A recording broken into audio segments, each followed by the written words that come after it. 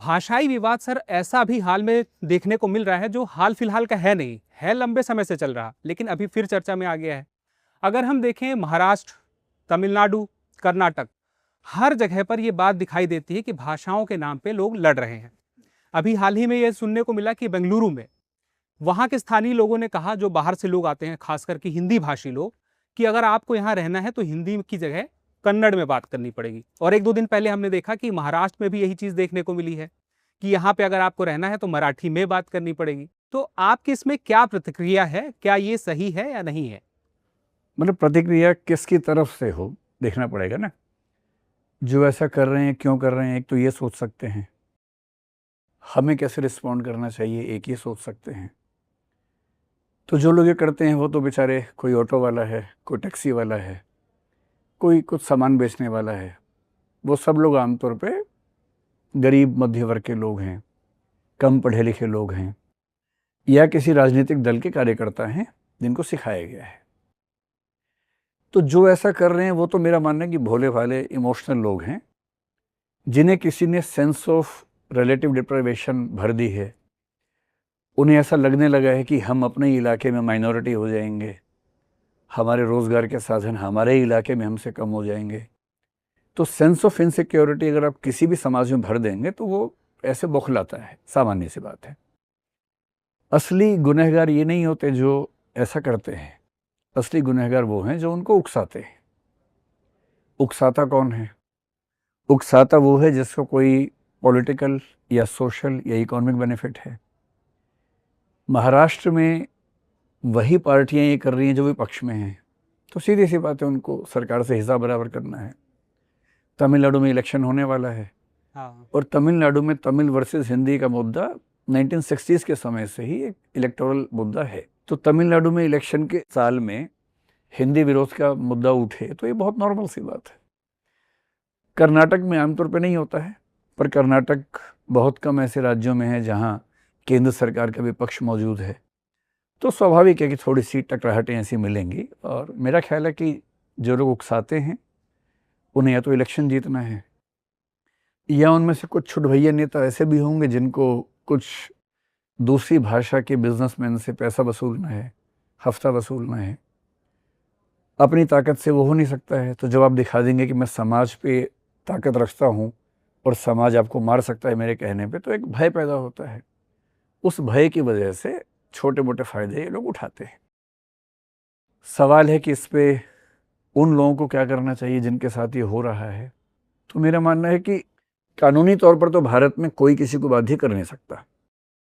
Article 19 हमारा संविधान में है, फंडामेंटल राइट है, जिसके अलग अलग हिस्सों में हम कहीं भी घूम सकते हैं, कहीं भी रह सकते हैं, अभिव्यक्ति कर सकते हैं, नहीं भी कर सकते हैं। तो मैं बेंगलोर में जाके या बेंगलुरु में जाके बोलूं या ना बोलूं मेरी मर्जी है।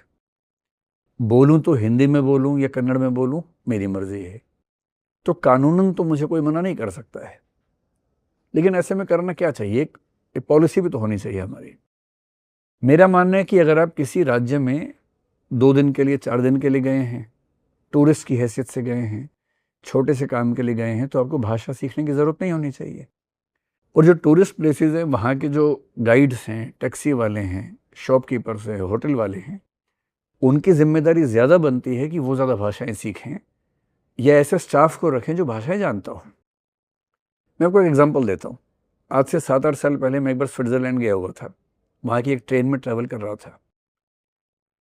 संयोग से ऐसा हुआ कि जो टिकट मेरे पास थी वो किसी और बोगी की थी, मैं किसी और कोच में चढ़ गया। पूरी फैमिली थी। तो टीटी वहाँ पर आया, उसने टिकट चेक की, टिकट गलत निकली।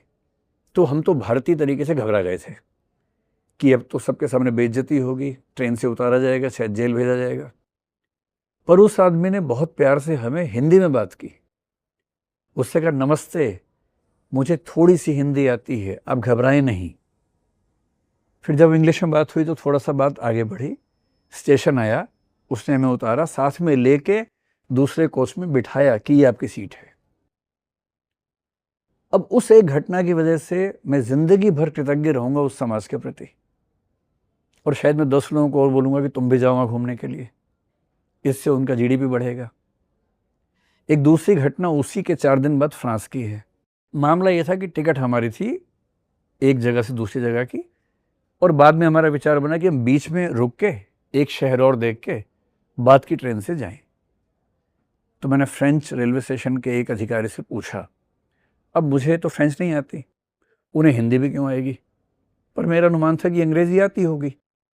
तो मैंने अंग्रेज़ी में पूछा, उन्होंने घूर के देखा, बोले कि कांट यू स्पीक फ्रेंच? मैंने कहा नहीं। तो उन्होंने अंग्रेज़ी में जवाब दिया और कहा, if you can't speak French I can't speak English. ये इंग्लिश में कहा, और ये एहसास दिला दिया कि अगर फ्रांस में आए हो तो फ्रेंच आनी चाहिए। और वो व्यवहार मुझे आज तक चुभता है। एक टूरिस्ट डेस्टिनेशन पे हर टूरिस्ट कैसे आपकी भाषा सीख के आएगा? तो बेंगलोर में, दिल्ली में, कोलकाता में, मुंबई में जो टैक्सी वाला है, होटल वाला है, उनकी जिम्मेदारी है कि 4-5 भाषाओं के कुछ कुछ शब्द सीख लें। लेकिन अगर मुझे बेंगलोर में जाना पड़े, मान लीजिए 3 महीने के लिए, या नौकरी करने के लिए जाना पड़े, या रहने के लिए जाना पड़े, तो जिम्मेदारी मेरी भी बनती है। मैं रोज़ वहाँ के लोगों से बात करूँगा, और मैं हर बार उन्हें क्यों असहज करूँ भाई?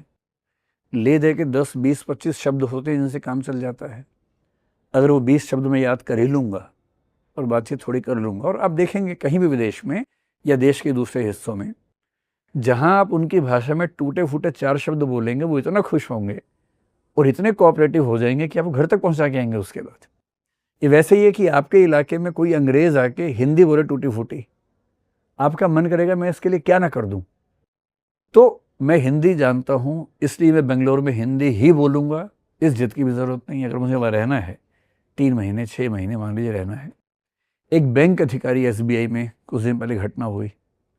उस बैंक अधिकारी ने बेंगलोर शहर में एक कस्टमर से ये कहा कि मैं इंडिया में रहती हूँ, हिंदी में ही बोलूँगी, कन्नड़ में नहीं बोलूँगी। अब ये एक पॉलिसी का मामला है।